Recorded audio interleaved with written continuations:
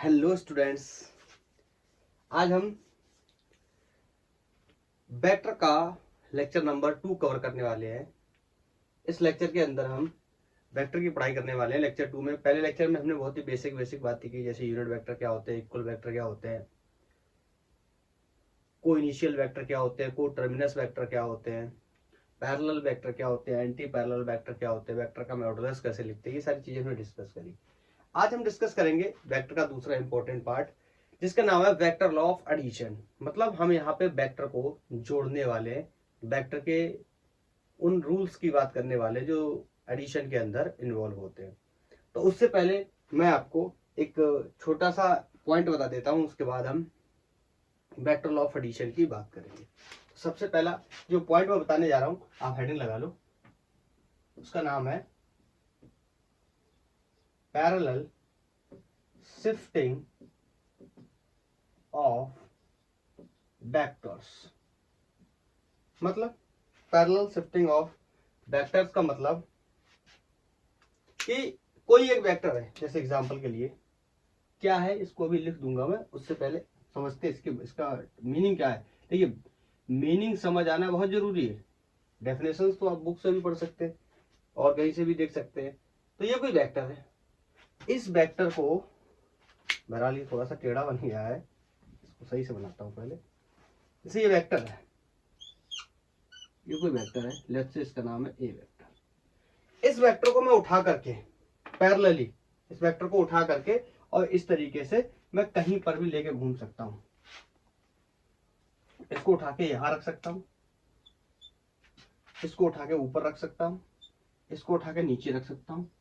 मतलब इस वेक्टर को मैं कहीं पर भी शिफ्ट कर सकता हूं। लेकिन इसके साथ मुझे दो चीजों का ध्यान रखना पड़ेगा। क्या?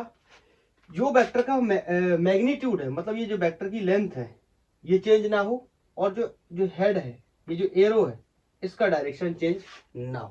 मतलब एक वेक्टर को हम कहीं पर भी शिफ्ट कर सकते हैं। कैसे? पैरेलली, बशर्ते उसका मैग्नीट्यूड और डायरेक्शन चेंज ना हो। तो इस बात को हम कैसे लिखेंगे? अगर हमें लिखना हो पैरेलल शिफ्टिंग ऑफ वेक्टर्स में, तो हम क्या लिखेंगे?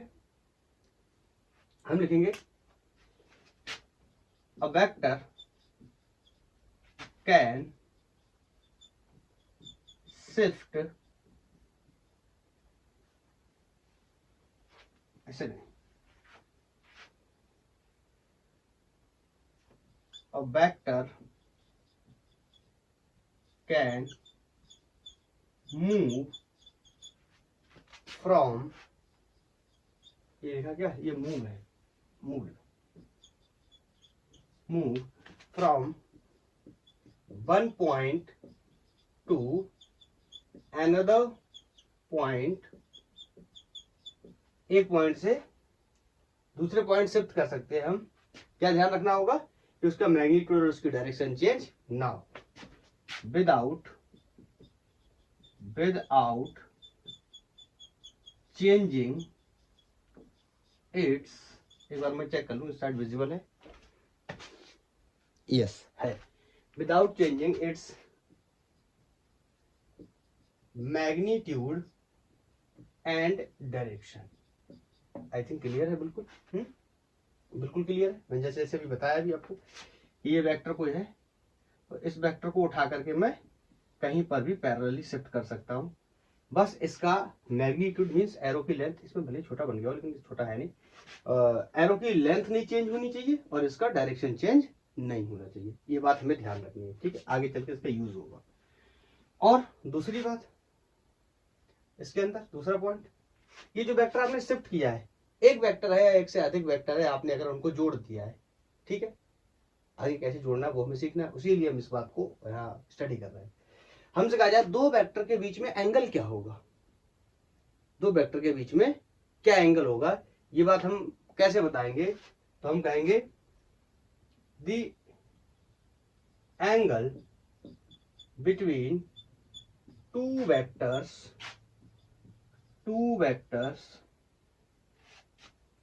will be smaller angle. कौन सा एंगल? Smaller angle. बताऊंगा अभी क्या मतलब इसका। Smaller angle between to vectors which are joined by their tails। मतलब समझना कि अगर हमसे कहा जाए कि दो वेक्टर के बीच में एंगल क्या होगा, तो कौन सा वाला एंगल हम लेंगे, छोटा वाला एंगल। और किन वेक्टर्स का, जो वेक्टर किससे जुड़े हुए हैं, टेल देयर, ऐसे लिख रहे हैं, टेल टू टेल, जो पूंछ से पूंछ जिनके जुड़े हुए हैं। मतलब समझते हैं इस बात का क्या है। जैसे एग्जाम्पल के लिए ये दो वेक्टर है, ये वेक्टर एक ऐसे पड़ा है, इसका नाम है ए वेक्टर, और एक वेक्टर कोई ऐसे पड़ा है, इसका नाम है बी वेक्टर। तो हमें क्या करना है, हमें क्या करना है, एंगल निकालना है। एंगल निकालने के लिए सबसे पहले हमें क्या करना पड़ेगा, इनके टेल से टेल को उसको जोड़ना पड़ेगा। पता है ना आपको, टेल से टेल को जोड़ना पड़ेगा। उसके बाद अगर एंगल कंसीडर करना है तो कौन सा, छोटा वाला। और अब अभी अभी मैंने बताया कि एक वेक्टर को हम कहीं पर भी पैरेलली क्या कर सकते हैं, शिफ्ट कर सकते हैं, बशर्ते उसकी डायरेक्शन और उसका मैग्नीट्यूड चेंज नहीं होना चाहिए। देखो इसको उठाया, इसको ऐसे उठाया, देखो इस वेक्टर को पकड़ा, ऐसे उठाया और यहां पे लाया मैं इस तरीके से, ये ऑन हो गया बी वेक्टर। बोलो समझ गया ना। ये दोनों एक पहला एग्जांपल हो गया, वेक्टर को पैरेलली हम कहीं भी शिफ्ट कर सकते हैं। अब इसके दो एंगल है, एक ये एंगल है और एक ये एंगल है। तो जो इसमें छोटा वाला एंगल होगा, लेट्स से ये कुछ ऐसे 60 के आसपास होगा, तो हम कंसीडर कर लेते हैं क्या, 60। तो ये बचा हुआ कितना है, 300। दो एंगल बने, पूरा एंगल 360 होता है, आपको पता है। हमें दो वेक्टर के बीच में एंगल लेना है, कौन सा वाला, कौन सा वाला, छोटा वाला। ठीक है, कौन सा वाला, छोटा वाला। अगर अगर अगर सिचुएशन कुछ ऐसी हो, जैसे ये एक वेक्टर है, लेट्स से ए वेक्टर, और ये कोई वेक्टर है, इसका नाम है बी वेक्टर है। ठीक है, तो इन दोनों के बीच में कौन सा वाला एंगल लेंगे, दो एंगल बन रहा है, एक ये बन रहा है और एक क्या बन रहा है ये, तो कौन सा ले लेंगे, छोटा वाला। तकरीबन कितना होगा, 120। बोलो, और ये गलत हो गया। क्यों गलत हो गया, अरे मैंने क्या बोला था, टेल टू टेल ज्वाइन होने चाहिए। ये क्या है, ये देखो इसका हेड है, हेड किसमें ज्वाइन है, टेल में, तो ये क्या है, ये गलत हो गया। ठीक है, तो पहले तो हम इसको सही से जोड़ेंगे। आई थिंक विजुअलिटी नीचे, पहले मैं बना देता हूँ, फिर मैं चेक कर लूंगा विजुअल है कि नहीं। तो इस वेक्टर को मैंने यहाँ पर ऐसे ही रखा, ए वेक्टर को, इसको शिफ्ट कर दिया, देखो ए ऐसे शिफ्ट कर दिया। ठीक है, एक बार चेक करूँ विजुअल है। चलो अच्छा, कोई बात नहीं, एक ही एक केस बता पाऊंगा, तो ये हटा देता हूँ, हाँ ये हटा देता हूँ। ये वाला जो केस है, इसको मैं यहाँ फर्दर इधर देख लेता हूँ। यहाँ पे क्या हो जाएगा, ये वाला वेक्टर इस तरीके से नीचे शिफ्ट हो जाएगा। इसका नाम बी वेक्टर था, इसका नाम कोई ए वेक्टर था। तो ये अभी देखो यहाँ पे कितना एंगल था, 120, और यहाँ पे एंगल कितना रह गया, 60, अप्रॉक्स 60। ये कोई कैलकुलेटेड नहीं। ठीक है, तो मैं जो बात बताने की कोशिश कर रहा हूँ, आप समझ रहे हो। एक जनरली ऐसे बता देता हूँ, ये वेक्टर है, एक ये वेक्टर, ये इस तरीके से जुड़े हुए हैं। ये एंगल 30 डिग्री का है, और ये एंगल बचा हुआ आपको पता कितना होगा, 330। तो एंगल कौन सा होगा, इसमें सबके केस में एंगल लिख देता हूँ। तो एंगल कितना हुआ, 60। इसमें एंगल कितना हुआ, 30। इसके केस में एंगल कितना हुआ, यही वाला सॉल्व करके इधर। पिछली वाले केस में एंगल कितना था, 60। अब एक बात और सुनना, अगर आप देखो तो यहाँ पे मैं एक बात आपको और बताना चाहता हूँ, छोटा वाला एंगल लेंगे, ये बात भी सही है। दूसरा, अगर मैं आपसे कह दूं, ध्यान से देखो इसको भी ध्यान से देखो, और हाँ ठीक, हम दो वेक्टर के बीच में छोटा वाला एंगल लेंगे, या फिर हम ये भी बोल सकते हैं कि दो वेक्टर्स के बीच में जब वो वेक्टर कैसे जुड़े हुए हैं, टेल टू टेल जुड़े हुए हैं, तो उनके बीच में जो एंटी क्लॉकवाइज एंगल बन रहा है, हम उसको भी ले सकते हैं। एक ही बात है दोनों, चाहे मैं ये बोलूं छोटा वाला एंगल, आप कहोगे ये भी एंटी क्लॉकवाइज है ना, लेकिन ये कंडीशन को सेटिस्फाइड नहीं कर रहा है। ये क्या है, हेड में टेल जुड़ा हुआ है। हमारे लिए क्या होना चाहिए, ऐसे tail to tail, tail to tail. I think clear होगा, बोलो, आई थिंक क्लियर होगा। तो हम दोनों बातें कर सकते हैं। अब मैं इसको साफ कर रहा हूँ, अगर आपको नोट करना तो नोट कर लो। ठीक है, आई थिंक कर लिया होगा। अब मैं इसको साफ कर रहा हूँ, और बोल के बता दे रहा हूँ आपको। मतलब दो वेक्टर को अगर हम पैरेलली या दो वेक्टर को या दो से अधिक वेक्टर को या किसी वेक्टर को अगर हमें पैरेलली शिफ्ट करना है तो हम उसकी डायरेक्शन और उसके मैग्नीट्यूड को चेंज ना करें और हम उसको कहीं भी शिफ्ट कर सकते हैं। ये हमें आजादी मिलती है वेक्टर के पैरेलल शिफ्टिंग के कॉन्सेप्ट से। दूसरी बात, अगर दो वेक्टर्स के बीच हमें एंगल पता करना है कि कितना एंगल है तो उन दोनों वेक्टर्स को सबसे पहले हमें टेल टू टेल ऐड करना होगा, टेल टू टेल जोड़ना होगा। और टेल टू टेल जोड़ने के बाद जो उनके बीच में स्मॉलर एंगल होगा या फिर जो एंटी क्लॉकवाइज एंगल बनाया होगा उसी एंगल को हम कंसीडर करेंगे क्या, एंगल बिटवीन टू वेक्टर्स। बोलो क्लियर? क्लियर? तो अब हमारा जो आज का टॉपिक है इसके बारे में हम डिस्कस करने जा रहे हैं, वेक्टर लॉ ऑफ एडिशन। सबसे पहले लेक्चर में या पिछले लेक्चर में मैंने आपको एक बात बताई थी। मैंने कहा था कौन होती है वेक्टर क्वांटिटी। तो मैंने आपको बताया था ऐसी क्वांटिटी जिनके पास मैग्नीट्यूड हो, जिनके पास डायरेक्शन हो और जो वेक्टर लॉ ऑफ एडिशन को क्या करते हो, फॉलो करते हो, तो ऐसे क्वांटिटीज को हम क्या बोलते हैं, वेक्टर क्वांटिटीज के नाम से जानते हैं। आपको याद होगी ये बात। मैं बोलता ऐसी क्वांटिटी जिनके पास मैग्नीट्यूड हो, जिनके पास डायरेक्शन हो, जो वेक्टर लॉ ऑफ एडिशन को फॉलो करते हो, उन्हें हम वेक्टर क्वांटिटीज के नाम से जानते हैं। और मैंने कहा था कि आगे चल के हम डिस्कस करेंगे कि वेक्टर लॉ ऑफ एडिशन क्या है। तो आज उसी की बात हम करने जा रहे हैं कि क्या है वेक्टर लॉ ऑफ एडिशन। ठीक है, बोलो। तो वेक्टर लॉ ऑफ एडिशन में दो तरीके से मेनली हमें पढ़ना है। एक तो ये एरो बना के हमें जोड़ के बताना है और दूसरा इसका एनालिटिकल मेथड होता है। तो दो तरीके से हमें डिस्कस करना है। ठीक है, कि वेक्टर का लॉ ऑफ एडिशन दो तरीके से डिस्कस करना है। तो मैं आपको पहले बता देता हूं वेक्टर लॉ ऑफ एडिशन में कि क्या है वेक्टर लॉ ऑफ एडिशन, आपको ये भी बताने की जरूरत है। तो चलो अच्छा सुन लो। मतलब दो वेक्टर हैं, उन्हें हमें जोड़ना है। जो वो अलग अलग रिप्रेजेंट कर रहे थे, दो अलग अलग चीजों को, उनको जोड़ने के बाद वो उनका क्या करें, रिजल्टेंट शो करें और उसके अंदर किसी प्रकार का कोई चेंज नहीं होना चाहिए। जैसे आप हम मैथ में पढ़ते हैं 3 + 2 = 5 होता है, तो ये भी क्या है, एक प्रकार से ऐड करने का नियम है। लेकिन ये वेक्टर है तो यहाँ पे वेक्टर का नियम कुछ और होगा। तो ये वेक्टर के नियम जो ऐड करने के होते हैं, मतलब वेक्टर लॉ ऑफ एडिशन क्या है, कि दो वेक्टर क्वांटिटीज को ऐड करना है, जो उनके प्रीवियस मैग्नीट्यूड से डायरेक्शन थे उनको दिमाग में रखते हुए, तो उनको ऐड करने के बाद एक नया वेक्टर बनाना है। इस बात को अगर मैं ऐसे समझाऊं, क्लास 10 तो सब लोग पास करके आ ही चुके हैं, आपको याद होगा। देखो सुनना, ऐसे पढ़ाता हूँ अपने स्टूडेंट्स को, ऐसे बताता हूँ।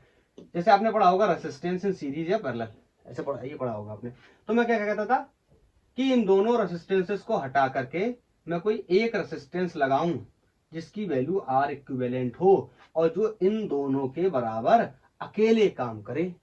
ऐसे मैं यहां पे बता रहा हूं कि दो वेक्टर्स को जोड़ूं और दोनों वेक्टर्स को जोड़ने के बाद जो उनका रिजल्टेंट वेक्टर आए, जैसे यहाँ रिजल्टेंट रेसिस्टेंस आया है, ये इन दोनों के बराबर क्या करे, अकेले काम करे। और चूंकि ये तो स्केलर क्वांटिटी है, यहाँ वेक्टर कैसी क्वांटिटी है, वेक्टर क्वांटिटी, इसके अंदर डायरेक्शन है, तो डायरेक्शन में भी कोई चेंजमेंट नहीं होना चाहिए। और वेक्टर लॉ ऑफ एडिशन तीन प्रकार के होते हैं और दो मेथड होते हैं। तो हम सबसे पहले मेथड की बात कर रहे हैं, जिसमें हम ग्राफिकल रिप्रेजेंटेशन में ही इसको ऐड करेंगे by the help of this method. और दूसरा होगा एनालिटिकल मेथड। एनालिटिकल मेथड के अंदर हम इसकी मैथमेटिक्स को डिस्कस करेंगे। तो इसको तीन प्रकार के वेक्टर लॉ ऑफ एडिशन होते हैं। सबसे पहला होता है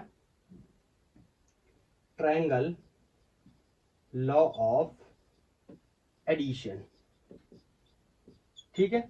दूसरा होता है पॉलीगन लॉ ऑफ एडिशन और तीसरा होता है, ये बहुत पॉपुलर है, स्कूल में भी आपको पढ़ने को मिला होगा, पैरेललोग्राम लॉ ऑफ एडिशन। ठीक है, ये तीन तरीके के नियम होते हैं। ठीक है, ये 3 तरीके के नियम होते हैं और इन दोनों मेथड को हम एक कॉमन नाम हेड टेल मेथड के नाम से भी जानते हैं। कौन सा? ट्रायंगल और पॉलीगन लॉ ऑफ एडिशन। ठीक है, इनको किस नाम से भी जानते हैं?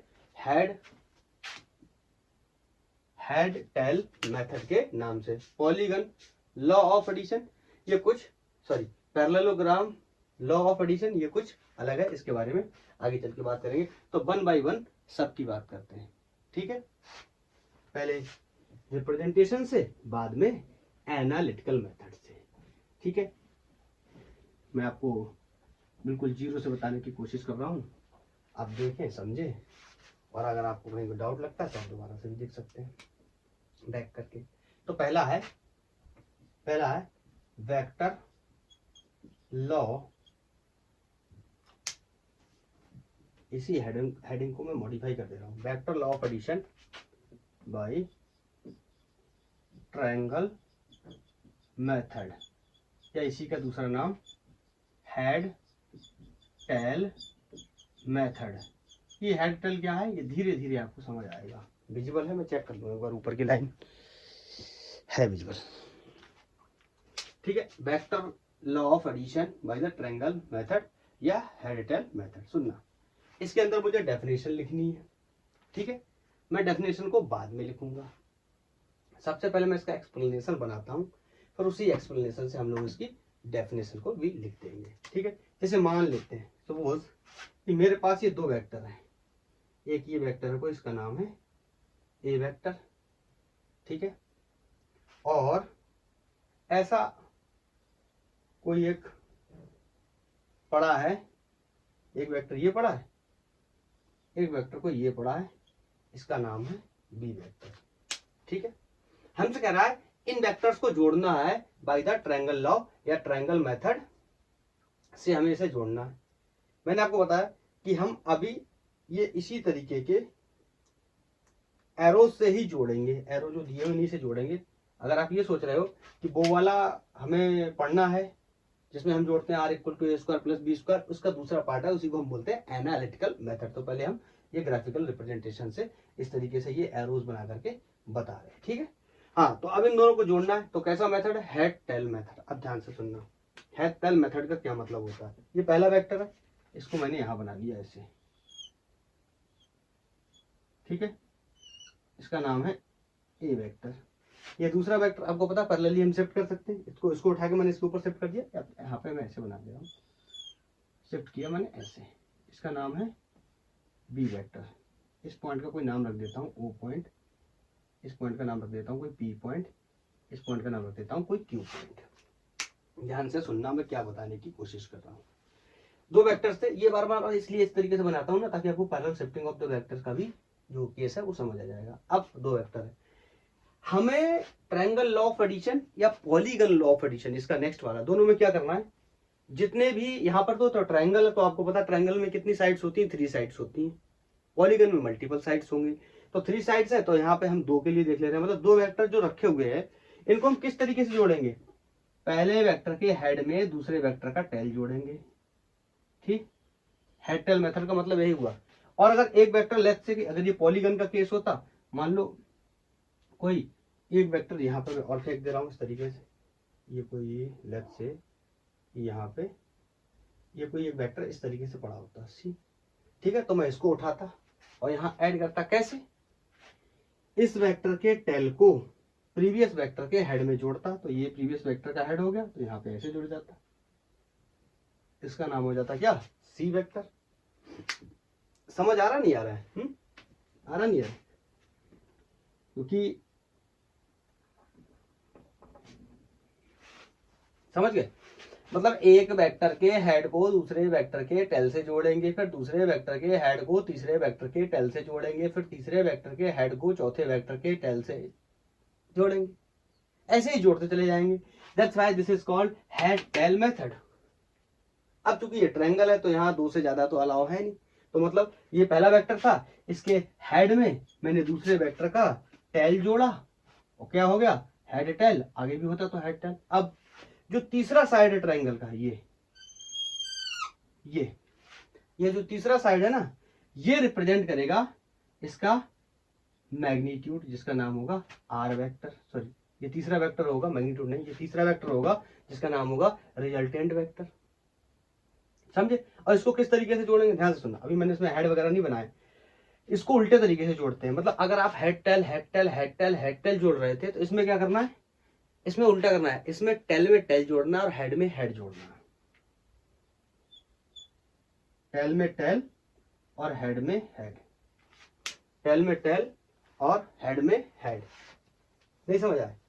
जैसे हमारे पास वेक्टर्स है, पड़े हमें उन्हें जोड़ना है, तो हम कैसे जोड़ रहे हैं, हेड हेड जोड़ा, दूसरे वेक्टर का टेल जोड़ा, पहले वेक्टर का हेड जोड़ा, दूसरे वेक्टर का टेल जोड़ा। अगर और नेक्स्ट होता तो दूसरे वेक्टर का हेड जोड़ा, तीसरे वेक्टर का टेल जोड़ा। लेकिन नहीं है, तो क्योंकि तीन ही साइड्स हो सकती है एक ट्रायंगल के अंदर, तो क्या करेंगे हम, जो पहला वेक्टर है, दूसरा वेक्टर जो हमने जोड़ा, अब हमें इसका तीसरी जो साइड होगी, किसकी, ट्रायंगल की, जो तीसरी साइड है कौन सी, ये साइड होगी ट्रायंगल की, तीसरी साइड ये ऊपर वाली, ये रिप्रेजेंट करेगी रिजल्टेंट वेक्टर को। और इसको हम कैसे जोड़ेंगे, इनिशियल वेक्टर या पहले वेक्टर के टेल में टेल जोड़ेंगे, और जो फाइनल वेक्टर है उसके हेड में क्या जोड़ेंगे, हेड जोड़ेंगे।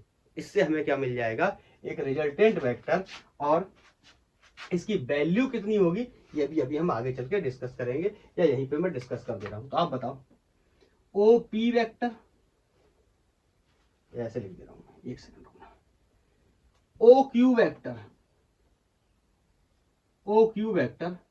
Will be equal to O P vector plus P Q vector. Vector तो लगाने ही है ना, वेक्टर की पढ़ाई कर रहे हैं। ओ क्यू वेक्टर का ही नाम क्या है, R vector plus equal to OP vector का नाम A vector plus P Q vector का नाम बी वेक्टर। समझे? तो इसी आर की वैल्यू कितनी है, A vector plus B vector. Check कर लूं विजिबिलिटी के बारे में है, ठीक है, ठीक है। तो अगर आपसे कहा जाए कि इसकी डेफिनेशन बताइए, तो आपके लिए डेफिनेशन बताने में क्या कोई प्रॉब्लम हो जाएगी? क्या आप डेफिनेशन बता नहीं पाओगे इसका? अगर स्कूल में डेफिनेशन लिखने को आए तो हम क्या लिखेंगे, बताओ। तो हम कहेंगे if two vectors can be represent, अगर हम लिखना चाहें इसकी डेफिनेशन तो हम लिखेंगे if two vectors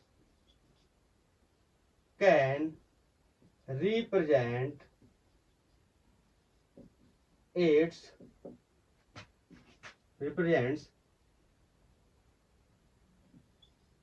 its magnitude and direction। समझ आया? टू वेक्टर्स, मैं लिखते जाऊं समझाते जाऊं। To vectors can represent its magnitude and direction. आपको पता है ये कौन वेक्टर था, पहला वेक्टर ए वेक्टर, इसका मैग्नीट्यूड कितना था, ये इसकी लेंथ थी। आप चाहो तो ऐसे भी लिख सकते हो कि ए वेक्टर का मैग्नीट्यूड कितना है, ए, ठीक है। और ए वेक्टर का भी मैग्नीट्यूड पता था, डायरेक्शन भी दी थी। ए वेक्टर का भी, बी वेक्टर का भी मैग्नीट्यूड पता था, डायरेक्शन भी दी। हम इसका two vectors can represent its magnitude and direction किससे, by two sides of a triangle. समझे कि ये किसको मैंने जोड़ा जब इनको, तो ये क्या रिप्रेजेंट करने लगे, टू साइड्स। किसकी रिप्रेजेंट करने लगे, एक ट्रायंगल की टू साइड्स को रिप्रेजेंट करने लगे। बोलो, रिप्रेजेंट करने लगे। तो फिर और आगे लिखना चाहूं तो क्या लिख सकता हूं, बताओ? आगे लिखूंगा तो लिखूंगा टेकन इन सेम ऑर्डर। एक एक बात को लिख रहा हूँ, जो मैंने अभी बोला था ना, एक्सप्लेन किया था। इन सेम ऑर्डर का मतलब हेड टेल जोड़ा है तो हेड टेल करके सेम ऑर्डर में मुझे क्या करना है, जोड़ना। हम इसकी डेफिनेशन लिख रहे हैं, एक्सप्लेनेशन हमने पहले कर लिया था, डेफिनेशन हम बाद में कर रहे हैं। इन सेम ऑर्डर, फिर बताओ, इसकी बात हो गई, then third side of triangle, बताओ, then third side of triangle क्या करेगी बताओ, रिप्रेजेंट्स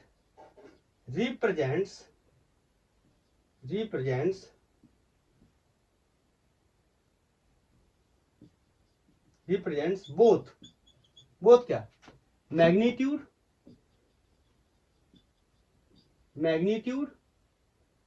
एंड डायरेक्शन। अरे वेक्टर क्वांटिटी है, जब इस वेक्टर को जोड़ेंगे तो रिजल्ट भी क्या है, वेक्टर। तो रिजल्ट वेक्टर का रिजल्ट भी क्या होगा, उसके अंदर भी क्या होगा, मैग्नीट्यूड और डायरेक्शन।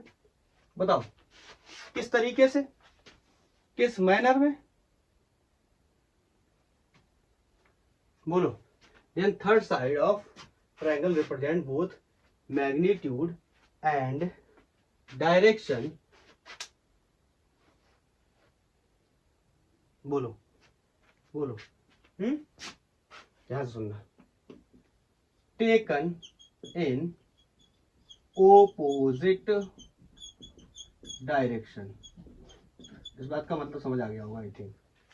अभी मैंने यहाँ पे टेकन इन सेम डायरेक्शन लिखा था। सेम डायरेक्शन का मतलब हेड टेल। यहाँ अपोजिट डायरेक्शन का मतलब यहाँ क्या था, हेड टेल था, तो यहाँ उल्टा कर दिया। जब आप कह दो टेल हेड कह दो तो भी उल्टा हो जाएगा, या आप कह दो कि टेल टू टेल और हेड टू हेड, तो ये क्या रिप्रेजेंट करेगा इसका, बोलो, मैग्नीट्यूड या इसका डायरेक्शन, दोनों चीजें। क्योंकि क्या है ये रिजल्टेंट, एक वेक्टर है तो उसके अंदर दोनों चीजें होंगी, उसका मैग्नीट्यूड भी होगा, उसका डायरेक्शन भी होगा। तो दो वेक्टर को जोड़ेंगे तो क्या पैदा होगा, वेक्टर पैदा होगा। दो वेक्टर से को हटाएंगे तो भी क्या पैदा होगा, वेक्टर ही पैदा होगा। और अगर वेक्टर पैदा होगा जोड़ने में, तो उस वेक्टर का मैग्नीट्यूड भी होगा, उस वेक्टर की डायरेक्शन भी होगी। तो ये वेक्टर क्या हो गया, R equal to A vector plus B vector. अब इसका कितना मैग्नीट्यूड होगा ये आगे चल के हम सीखेंगे, ठीक है। और डायरेक्शन भी इसकी क्या होगी ये भी आगे चल के सीखेंगे। मौजूदा स्थिति में इसकी ये हेड की जो डायरेक्शन है वही इसकी डायरेक्शन है। बाकी कैसे है ये हम आगे निकालेंगे कि हम कैसे निकालते हैं इसकी डायरेक्शन। तो मैंने पहले एक्सप्लेनेशन दिया, फिर इसका मैंने क्या लिखा, डेफिनेशन। अब डेफिनेशन को दोबारा से रीड कर देता हूं मैं। If two vectors can represent its magnitude and direction, two vector can represent its magnitude and direction by the two sides of अ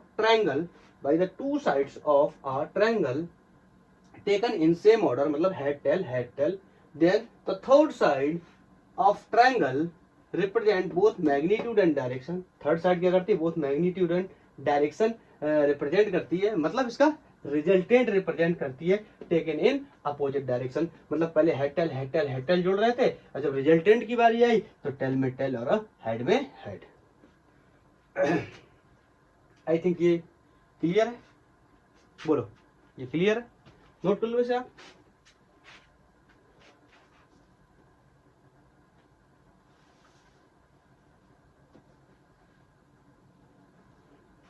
कर लिया होगा।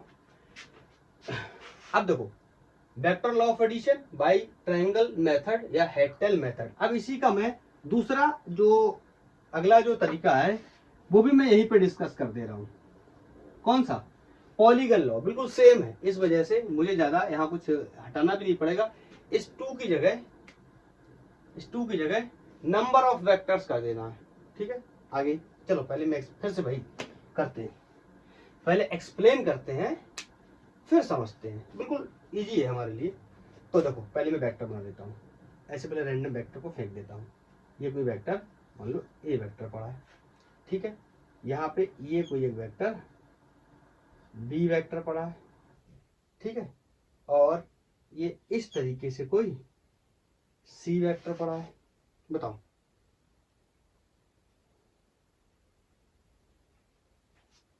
और ये इस तरीके से कोई डी वेक्टर पड़ा है। हमसे कह रहा है कि इनको जोड़कर दिखाइए। अब ये ट्रायंगल हटा दे रहा हूं, इसलिए पॉलीगन लिख दे रहा हूं।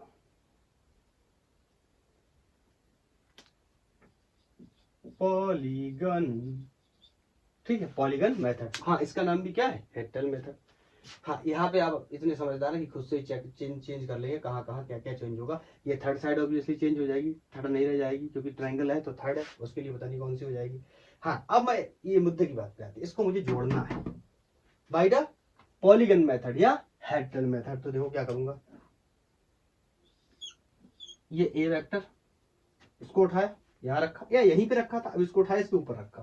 कैसे कैसे कैसे, by the head tail method, अरे याद करो, हेड टेल मेथड। तो हेड टेल मेथड का क्या मतलब हुआ, मतलब इसकी डायरेक्शन, हेड टेल मेथड का मतलब क्या हुआ, इसके टेल को इसके हेड के साथ क्या कर दिया, जोड़ दिया। पैरेलल शिफ्टिंग कर रहे हैं, इसका डायरेक्शन, इसका मैग्नीट्यूड चेंज नहीं किया, ऐसे रख दिया। अब ये वाला वेक्टर यहाँ यहाँ शिफ्ट करना है, उठाना है, तो इसको उठा के ऐसे चिपका देंगे। किससे जोड़ रहे हैं, हेड टेल, तो इसका टेल किसमें जोड़ देंगे, इसके हेड में। इसका नाम है सी वेक्टर, इसका नाम था बी वेक्टर, ये कौन है, डी वेक्टर। अब इसको उठाएंगे, ऐसे ले जाएंगे, थोड़ा सा टेढ़ा बड़ा हो जा रहा है, चलो कोई बात नहीं। ये कौन है, डी वेक्टर, ठीक है। ये थोड़ा सा स्ट्रक्चर खराब बन गया, ये पॉलीगन ऐसा होता नहीं है। तो अभी क्या करूँ, पहले मैं आपको जोड़ के दिखा देता हूँ, उसके बाद इसको मैं इसका स्ट्रक्चर सुधार दूंगा, ठीक कर दूंगा। ये टेढ़ा लेटा जैसा लग रहा है, हाँ ठीक। अब सुनना, head tail head tail head tail. अब बताओ, यहां से खुला रह गया, अब मुझे क्या निकालना है, रिजल्टेंट। एक मिनट, लाइट में कुछ इश्यू है, मैं देखता हूँ।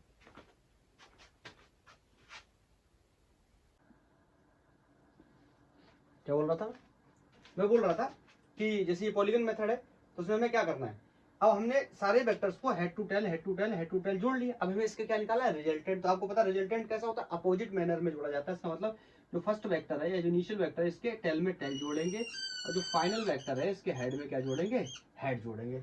तो ये किसको रिप्रेजेंट करेगा, ये रिप्रेजेंट करेगा इसके रिजल्टेंट को। अगर यही बात किसके केस में हो रही होती, अगर यही बात किसके केस में हो रही होती, यही बात ट्रायंगल के केस में हो रही होती, तो सिर्फ कितनी साइड्स थी, 3 साइड्स थी। तो उसमें 2 साइड्स जो किसकी थी, वेक्टर की थी, वो क्या रिप्रेजेंट कर रहे थे, मैग्नीट्यूड और डायरेक्शन। फिर जो तीसरा साइड था वो किसको रिप्रेजेंट कर रहा था, उसके रिजल्टेंट को। बताओ किसको रिप्रेजेंट कर रहा था, रिजल्टेंट को, जिसमें क्या था, मैग्नीट्यूड भी थी और डायरेक्शन भी था। और कैसे मैनर में जोड़ा गया था, अपोजिट मैनर में जोड़ा गया था। तो आई थिंक ये समझ गया हो। मैं इसको थोड़ा सा अच्छा सा अगर बना दूंगा, आपको नोट करना है, ये थोड़ा सा इसका डायग्राम सही से नहीं बना है। मैंने आपको बताया कि मेरा ड्राइंग कितना खराब है। तो अगर मैं इसको अब अच्छा सा पॉलीगन का रूप दे दूं, तो ये कुछ इस तरह बन जाएगा। बोलो, और ये डी वेक्टर, और कितने वेक्टर थे, 1 2 3 4, 1 2 3 4, ठीक। ये ए वेक्टर, ये बी वेक्टर, ये सी वेक्टर, ये डी वेक्टर, और ये रिजल्टेंट वेक्टर, ठीक है। अब मैं इसको हटा रहा हूँ, थोड़ा सा यहाँ पे बताना है मुझे। अब क्या, जैसे इसका कोई नाम कर दे रहा हूँ, ये कह रहा है ओ वेक्टर, ये कोई वेक्टर पी, सॉरी ये कोई पॉइंट ओ है, ये कोई पॉइंट पी है, ये कोई पॉइंट क्यू है। अब आर नहीं लूंगा, सीधा एस ले रहा हूँ, और ये कोई पॉइंट क्या है, टी है। अब मुझसे कहा जाए कि बताइए इसका रिजल्टेंट कितना होगा, उसकी वैल्यू कितनी होगी। तो वो वैल्यू निकालने के लिए मैं यहाँ पे आपको एक बात और बताऊं, मैं डायरेक्ट भी बता सकता हूँ और मैं इसको तोड़ तोड़ के भी बता सकता हूँ। जैसे मैं कहूँ कि इसको अगर मैं ट्रायंगल के नियम में तोड़ लूं तो कोई प्रॉब्लम नहीं है। देखो ये 2 साइड्स हैं, अगर मैं यहाँ पे एक साइड और ड्रा कर दूं, ये एक साइड और ड्रॉ कर दूं, इसका नाम मान लो रख दूं क्या, R1। बताओ, समझ गए। तो ये R1 की वैल्यू कितनी हो जाएगी, चलो लिख के बताता हूँ पूरा। O Q vector will be equal to O P vector plus P Q vector. बोलो इसकी वैल्यू कितनी हो जाएगी, मैंने कह लिया R1 vector is equal to OP की वैल्यू कितनी है, ए वेक्टर, पी क्यू की वैल्यू कितनी है, बी वेक्टर। तो ये किसकी वैल्यू हो गई, इसकी वैल्यू हो गई। बताओ, अगर मैं इसको चाहूं तो ऐसे भी कर सकता हूं, इसका नाम R2 रख सकता हूं। फिर से क्या बन गया, ये ट्रायंगल, ये साइड, ये साइड और ये साइड। इसको मैं कैसे लिख सकता हूं, बताओ। इसमें रिजल्टेंट कौन है, ओ एस। तो ओ एस स्क्वायर, स्क्वायर बोल दी, O S vector is equal to O Q vector, समझ में आ रहा ना, O S vector is equal to O Q vector plus Q S vector plus Q S vector. इसकी value कितनी मैंने रखी है, R2 will be equal to क्या हो जाएगा, इसकी वैल्यू ओ क्यू की R1 vector plus C vector. बोलो, तो R1 की ही वैल्यू को मैं लिख सकता हूं क्या, A vector plus B vector, और ये क्या हो गया, C वेक्टर। समझ गए। ऐसे ही मैं अगर इस वाले को ले लूं, जिन लोगों की थोड़ी सी प्रॉब्लम है तो वो ऐसे पूरा लिख लें, इन ट्रायंगल कौन सा, OPQ, OPQ, इसमें भी लिख दे रहा हूं, इन ट्रायंगल OQS, OQS। अगर तुम्हें समझ नहीं आ रहा तो मैं ये पूरी बात लिख दे रहा हूं। इस ट्रायंगल, ये कौन सा ट्रायंगल है, ये कौन सा ट्रायंगल है, OQS, ये तो लिख दिया ना मैंने, OQS। अच्छा, ये दोनों एक ही की बात थी। ओके, यहाँ पे इन ट्रायंगल OQS, ठीक है, OQS का रिजल्ट आ गया। अब नेक्स्ट मैं बोल दूं अगर इन ट्रायंगल OST, OST, तो OST में बताओ रिजल्टेंट कौन है, R। ऐसे फिर से लिख दे रहा हूं, OT vector will be equal to OS vector plus ST vector plus ST vector. इसकी वैल्यू क्या है, OT वेक्टर की वैल्यू क्या है, R, जो कि क्या है रिजल्टेंट, इसकी वैल्यू कितनी है, R2 वेक्टर प्लस ST की वैल्यू कितनी है, D वेक्टर। यहाँ पे आगे कैरी कर दे रहा हूं, R vector equal to R2 की वैल्यू कितनी है, ये देखो, A vector plus B vector plus C vector, और ये रिमेनिंग D वेक्टर। ये तो मैंने ट्रायंगल में तोड़ तोड़ के आपको बताया। एक लाइन में सिंगल लिखना होता तो हम कहते हैं R vector will be equal to A vector plus B vector plus C vector plus D vector. यही क्या हो जाता है, इसका रिजल्टेंट हो जाता है। समझे। तो ये हो गए हमारे कौन कौन से नियम, ट्रायंगल और पॉलीगन लॉ। आई थिंक समझ गए होंगे, बहुत अच्छे से समझ आया होगा। अब मैं इसको हटा के जो तीसरा मैंने बताया था, जिसका नाम क्या था, पॉलीगन नहीं, इसका नाम क्या था, पैरेललोग्राम। अब हम पैरेललोग्राम की बात करने वाले, ठीक है, किसकी बात करने वाले हैं, पैरेललोग्राम की। और ये सबसे फेमस है पैरेललोग्राम। तो हम बोलेंगे vector law of addition bye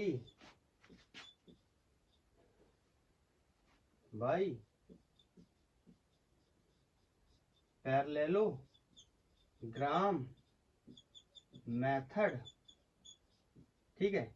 इसको हेटेल नहीं कहेंगे, मैंने पहले ही बता दिया था, इसको कुछ और कहेंगे। तो देखो, पैरेललोग्राम हेटेल से नहीं बनाते, पैरेललोग्राम कैसे बनाते हैं। अब फिर वही बात है, इसका डेफिनेशन मुझे लिखना पड़ेगा। तो डेफिनेशन लिखने से पहले मैं इसका एक्सप्लेनेशन आपको बताता हूँ, तो डेफिनेशन हम वहां से लिख लेंगे। जैसे मेरे पास ये फिर से कोई एक वेक्टर पड़ा है, इस वेक्टर का नाम है ए वेक्टर, और ये कोई वेक्टर पड़ा है जिसका नाम है बी वेक्टर। अब इन दोनों को हमें क्या करना है, जोड़ना है, बाय द पैरेललोग्राम मेथड जोड़ना है। देखो ज्यादा टाइम वेस्ट नहीं करूंगा, अब इसको उठा के यहां रख देंगे, जोड़ देंगे ऐसे, तो ये क्या हो जाएगा रिजल्टेंट, और ये क्या हो जाएगा गलत। क्यों, क्योंकि ये क्या हो गया हेटल मेथड। पैरेललोग्राम क्या होता है, हेटल मेथड नहीं होता है। क्या होता है यही बताना हूं, बताने के लिए मैंने ये पहले गलत बताया आपको। अब इसका सही एक्सप्लेनेशन क्या है। हाँ, पैरेललोग्राम का मतलब होता है जो भी दो वेक्टर हैं, उन दो वेक्टर को हम को इनिशियली जोड़ेंगे। आ गया ना टर्म, आ गया ना टर्म, को इनिशियली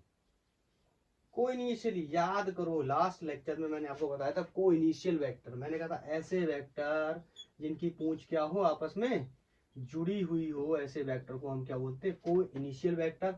मैंने बताया था को टर्मिनस वेक्टर, याद आया, जिनके हेड आपस में क्या हो, जुड़े हों। तो यहाँ पे पैरेललोग्राम में मुझे कौन से वेक्टर्स का इस्तेमाल करना है, जिनके क्या जुड़े हुए हों, टेल जुड़े हुए हों। ऐसे वेक्टर को हम क्या बोलते हैं, को इनिशियल वेक्टर्स का। मतलब पैरेललोग्राम में हम किसका यूज करने जा रहे हैं, को इनिशियल वेक्टर्स का। तो मैं बना देता हूं यहाँ पे, ये हो गया ए वेक्टर, इसको उठाया, यहां शिफ्ट करना, अब यहाँ नहीं, यहाँ शिफ्ट करना है, क्योंकि कैसे वेक्टर बनाना है इसको, मैं को इनिशियल वेक्टर बनाना है। उसको मैंने उठा करके यहाँ कुछ थोड़ा सा ज्यादा झुक रहा है, तो मैंने कुछ इस तरह सही है बना लिया, इसका नाम क्या हो गया बी वेक्टर, इस पॉइंट का नाम कोई हो गया ओ। ठीक है, तो अब क्या होगा, अब क्या होगा, अब क्या होगा, तो ये पैरेललोग्राम अगर मैं इसको चाहूँ तो इसको ऐसे अगर मैं ऐसे बनाऊं तो ये क्या बन जाएगा, एक पैरेललोग्राम। आपको समझ में आ गया ये क्या बन रहा है, एक पैरेललोग्राम। तो मैं कहूँ अगर पैरेललोग्राम के दो एडजेसेंट साइड, ये कैसे साइड है, एडजेसेंट साइड मैग्नीट्यूड और डायरेक्शन को रिप्रेजेंट करते हैं, तो जो पैरेललोग्राम का डायगोनल होगा ये दोनों को रिप्रेजेंट करेगा, मैग्नीट्यूड को, डायरेक्शन को भी, और बताएगा उनका क्या, रिजल्टेंट। क्या बताएगा, रिजल्टेंट। और यहाँ पे अब नहीं कह सकते यहाँ टेल से टेल जोड़ना, यहाँ हेड से हेड जोड़ना है, क्यों, यहाँ हेड टेल वाला कॉन्सेप्ट ही नहीं है। यहाँ सिंपल लिखा, ये इसका टेल था, ये वाले का टेल ये था, ये तीसरे का टेल ये है, और ये इसका क्या हो गया, हेड। तो this is called parallelogram, law of vector addition. दो वेक्टर्स को अगर हम पैरेललोग्राम बना करके जोड़ें तो जो वेक्टर का डायगोनल है ये इसके रिजल्टेंट को रिप्रेजेंट करता है। और अगेन इसकी वैल्यू फिर से मैं चाहूं तो वही लिख दूं डायरेक्ट, ए वेक्टर प्लस बी वेक्टर आने वाली है, नाम कर दिया ओ पी क्यू एस। ठीक है, एक्सप्लेनेशन भी बता देंगे। तो अगर हमें लिखनी हो क्या इसकी क्या बोलते हैं उसको, डेफिनेशन, तो हम क्या लिखेंगे, लिखेंगे if two vectors can be represented, if two vectors can be represented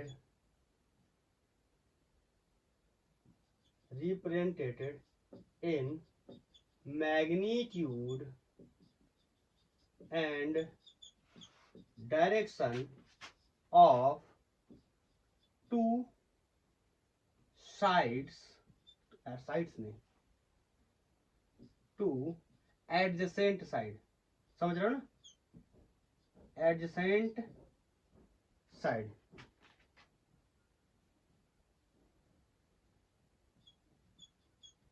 adjacent side of a parallelogram, then क्या होगा, देयर क्या चीज, डायगोनल क्या करेगा, रिप्रेजेंट करेगा, किसको रिप्रेजेंट करेगा, दोनों को, बोथ मैग्नीट्यूड, या फिर ऐसे भी लिख सकते हैं, देन देयर क्या रिजल्टेंट, ना रिजल्टेंट लिखना चाहिए, क्या लिखना चाहिए, देन देयर रिजल्टेंट लिखना चाहिए, बोलो, देन देयर क्या लिखना चाहिए, resultant, then there resultant will then represent, then their resultant will represent क्या, both, क्या both, magnitude and direction, किसके द्वारा, by the diagonal of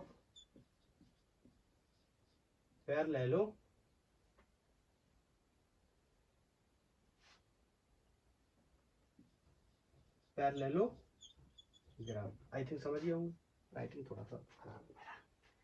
parallelogram, यही तो मैंने आपको एक्सप्लेनेशन में बताया था ना। अब देखो मैंने बताया था कि अगर पैरेललोग्राम का एक साइड, दो एडजेसेंट साइड मतलब जुड़े हुए साइड, उनके मैग्नीट्यूड और डायरेक्शन को रिप्रेजेंट करते हैं, तो जो पैरेललोग्राम का डायगोनल होगा वो दोनों को रिप्रेजेंट करेगा, किसको, मैग्नीट्यूड और डायरेक्शन को। इसका मतलब किसको रिप्रेजेंट करेगा, रिजल्टेंट को। क्या क्या करते हैं, रिजल्टेंट क्या करता है, मैग्नीट्यूड और डायरेक्शन दोनों को शो करता है। ठीक है, तो चाहे तो इसको हम ऐसे भी देख सकते हैं कि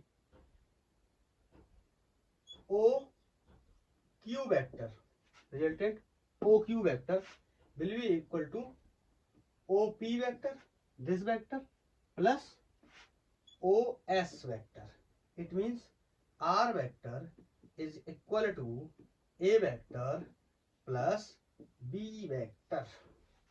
समझ गए, समझ गए? इसको रिप्रेजेंट कर सकता है इसके मैग्नीट्यूड को, और सॉरी इसके रिजल्टेंट को, और रिजल्टेंट के अंदर क्या दोनों चीजें, मैग्नीट्यूड और डायरेक्शन को। मैग्नीट्यूड और डायरेक्शन कैसे निकालेंगे हम आगे आपको एनालिटिकल मेथड में भी बताएंगे। आई थिंक क्लियर है? Okay,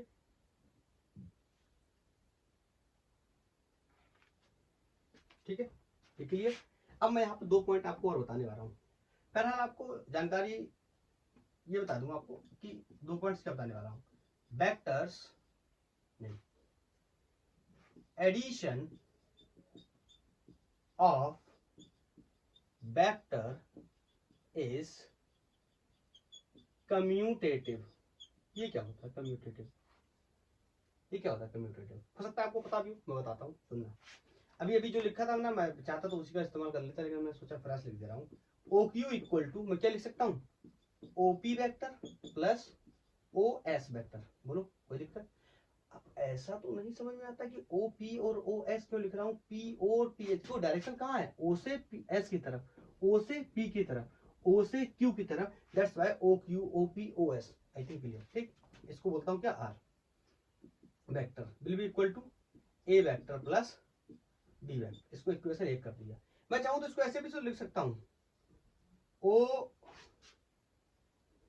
O Q vector is equal to, इसको पहले लिख लूं ओ एस, और इसको बाद में लिख लूं ओपी वेक्टर। अब कहोगे यार क्या ये छोटे बच्चों वाले काम कर रहे हो, ये बी वेक्टर और ये ए वेक्टर। तो कहोगे क्या छोटे बच्चे वालों का वाले काम कर रहे हो। फ्रॉम इक्वेशन 1 एंड 2 ये बराबर है, अरे बाएं तरफ बराबर है तो दाएं तरफ हम बराबर कर सकते हैं। इसका मतलब ए वेक्टर, अरे अंग्रेजों left hand sides, if left hand sides are equal then we can equal also the right hand sides। तो a plus b equal to b vector plus b vector plus a vector. अब कहोगे यार ये क्या कर दिया, यही कौन सी नई बात बता दी, यही तो होती क्या कम्यूटेटिव प्रॉपर्टी, इसी को तो बोलते हैं। मतलब तुम कहोगे 2+3 कैन बी राइट 3+2, ये तो हम हमेशा करते चले आ रहे हैं, बट ये मैथमेटिकल नंबर्स नहीं है, ये क्या है, वेक्टर है। हम कर सकते हैं ऐसा, दैट्स व्हाई मैं आपको क्या कर रहा हूं, बता रहा हूं कि हम ऐसा कर सकते हैं।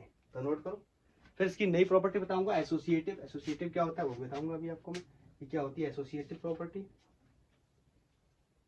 ठीक है, आई थिंक कर लिया होगा, तो इसको मैं हटा रहा हूं।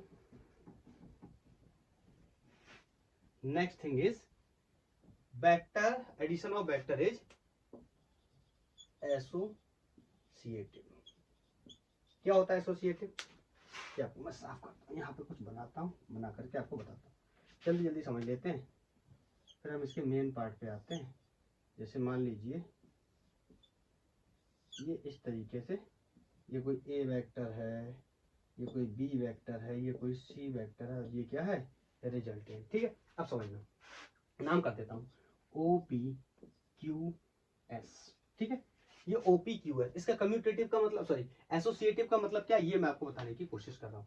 तो अगर मैं आपसे कहूँ, बताओ, अगर मैं आपसे कहूँ कि यहाँ से मैं ऐसे डायगोनल बनाऊं, यहाँ से एक वेक्टर बनाऊं, तो आपको पता है ये तो हेटेल मेथड है, हेटेल मेथड है।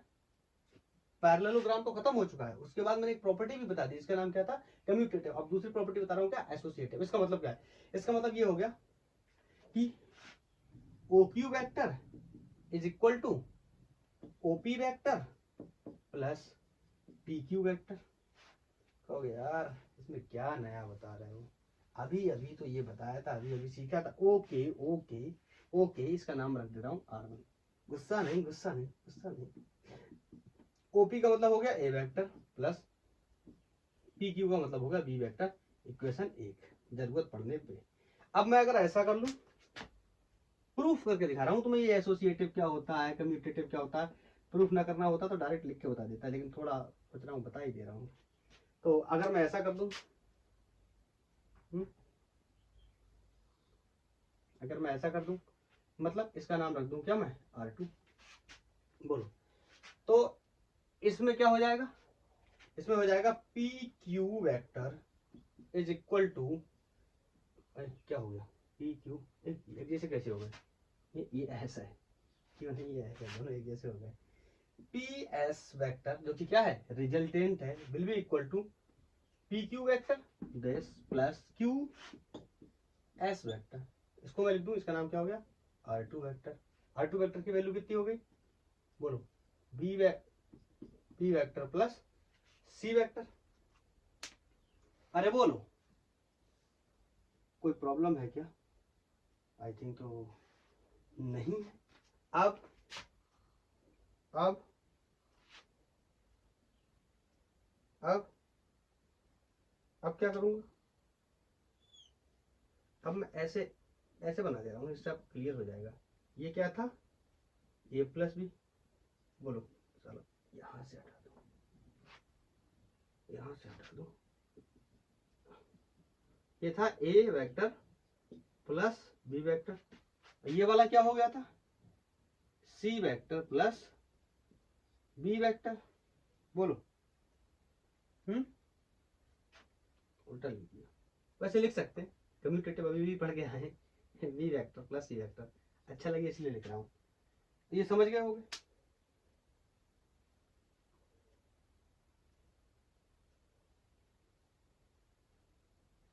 बताओ।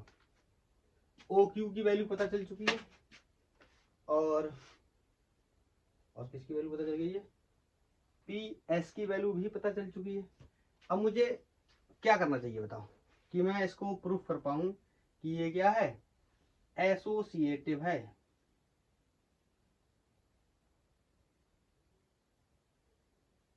बताओ, तो तीसरा सुनना ध्यान से, अगर मैं आपसे ये कह दूं कि OS वेक्टर क्या हो जाएगा, बोलो बोलो, ये क्या हो जाएगा, R1 प्लस C। अगर लिख के बता दूं तो OS वेक्टर, चलो लिख देता हूं, OQ वेक्टर, अब समझो, OQ vector plus QS vector. अरे बोलो ना, QS वेक्टर, और OS वेक्टर का ही नाम क्या है, R1 वेक्टर। अरे मैंने यही तो दिया था, देखो, OQ वेक्टर का ही नाम क्या है, और इसका नाम क्या, QS कहाँ है, QS को ये है, C वेक्टर। ठीक, तो इसकी वैल्यू को एक्सपेंड कर देता हूँ, तो इसका नाम मैंने रखा है R, OS का नाम रखा है R, और R1 का वैल्यू कितनी है, यहाँ से टिप लेते हैं, A vector plus B vector और प्लस C वेक्टर। मैं जरा एक बार चेक कर लूँ विजुअलिटी के बारे में, है विजुअल, ठीक। अब बताओ आप, अब मैं इसको अगर ऐसा करूं, एक बार देखो, एक बार तो मैंने किसको जोड़ा, इसको और इसको जोड़ा, तो बन गया, बताओ। और अगर एक बार मैं इनको हटा देता हूं ताकि आपको समझने में आसानी हो,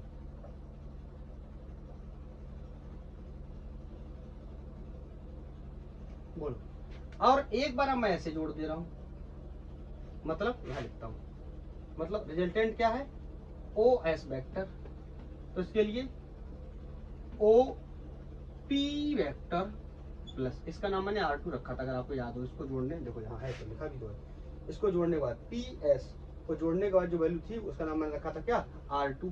या आप चाहो तो यहाँ लिख लो एक बार, PS वेक्टर, और PS वेक्टर का ही नाम क्या था, R2। तो OS वेक्टर का नाम क्या है, R, और यहाँ पे OP वेक्टर का नाम क्या है, OP वेक्टर का नाम क्या है, A प्लस PS का नाम क्या है, PS, और PS की वैल्यू कितनी है, R2।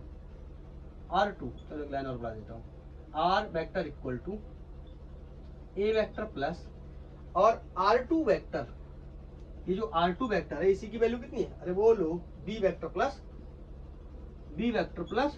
C vector. तो इसको कुछ बना दे रहा हूँ, लेट्स से समीकरण 1, इसको कोई बना दे रहा हूँ इक्वेशन 2, तो मैं बोल दे रहा हूँ फ्रॉम, अब इसको हटा देता हूँ, इसकी कोई जरूरत मुझे नहीं है। अब बोल देता हूँ क्या, from equation first and second, अभी जो किया था पिछले केस में, from equation first and second. आपको पता है लेफ्ट साइड बराबर है तो राइट हैंड को क्या कर सकते हैं, बराबर। इसका मतलब A vector plus C vector, A vector plus B vector plus C vector is equal to A vector plus B vector plus C vector. तुम कहोगे ये क्या अलग निकाल दिया, ये तो हमें पता ही है। हाँ, यही होती है एसोसिएटिव प्रॉपर्टी। ठीक है, तो ये वेक्टर के पास दो ही प्रॉपर्टी होती है, बाकी तुम्हारे सारे नियम कानून काम नहीं कर पाएंगे इसमें, तो तुम मैथ के नियम कानून लगाते हो, समझ रहे हो ना। तो अब हम इसके लास्ट सेगमेंट की तरफ आ चुके हैं। अब हम वेक्टर लॉ ऑफ एडिशन को देखने जा रहे हैं एनालिटिकल मेथड से, और एनालिटिकल मेथड के बाद हम इस लेक्चर को क्लोज कर देंगे और उसके बाद एक नया लेक्चर बनाएंगे। किसके लिए? क्वेश्चंस की प्रॉब्लम को, सॉरी क्वेश्चन प्रॉब्लम को सॉल्व करने के लिए। वेक्टर लॉ ऑफ एडिशन के ऊपर जितने भी पॉसिबल क्वेश्चंस होंगे हम उन सारे क्वेश्चंस को क्या करेंगे, सॉल्व करेंगे वन बाय वन करके, अच्छे क्वेश्चंस को। तो मैंने बता दिया वेक्टर्स की जो एडिशन होता है वो कम्यूटेटिव भी होता है और एसोसिएटिव भी होता है। आई थिंक आप लोग ये बात समझ गए हो। अब नेक्स्ट है, फिर से हम देखने जा रहे हैं कि वेक्टर लॉ ऑफ एडिशन, जो वेक्टर, ठीक है, वेक्टर लॉ ऑफ एडिशन, बोलो बाय, बोलो बाय एनालिटिकल मेथड, बोलो। और इसमें दो नियम हमें पढ़ने हैं, एक ट्रायंगल का, ट्रायंगल लॉ, और दूसरा पढ़ना है किसका, पैरेललोग्राम का, पैरेललोग्राम का। लेकिन ये बहुत पॉपुलर है, दोनों का रिजल्ट एक ही आने वाले हैं, सब कुछ एक ही आने वाला है। ये बहुत पॉपुलर है, क्लास 11 के स्कूल डेरिवेशंस में भी आता है, स्कूल में जो डेरिवेशन पेपर में देते हैं वहां पे भी आता है, और दोनों का रिजल्ट एक ही रखने वाले हैं। तो मैं इसको ट्रायंगल लॉ से ना समझा करके पैरेललोग्राम लॉ से इसको मैं क्या करता हूँ, आपको एक्सप्लेन करने की कोशिश करता हूँ। आपने ये नोट कर लिया होगा आई थिंक। अब हटाता हूँ, एनालिटिकल मेथड से मैं क्या करने जा रहा हूँ,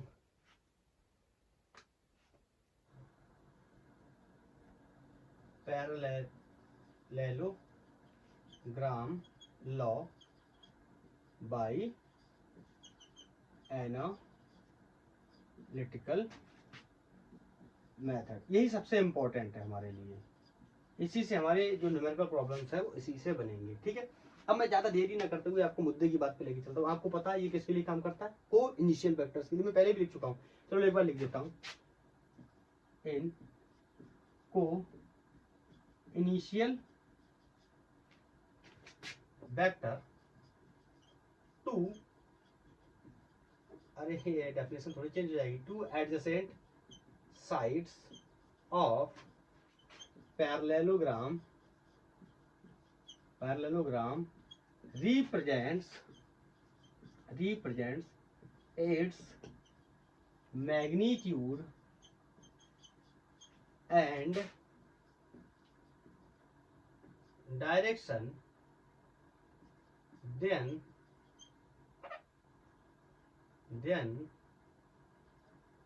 their resultant